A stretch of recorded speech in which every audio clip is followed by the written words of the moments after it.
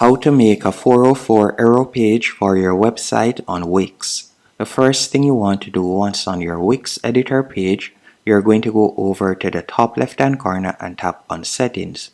After selecting Settings, you're going to see the option Aero Page 404. You're going to tap right there.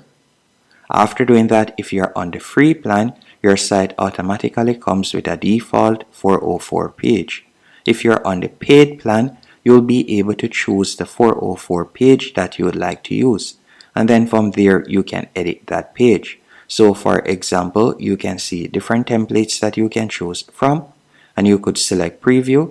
After selecting preview, you can see how it looks. And if you're on the paid plan, you can tap on add page, and from there you'll be able to edit your 404 page.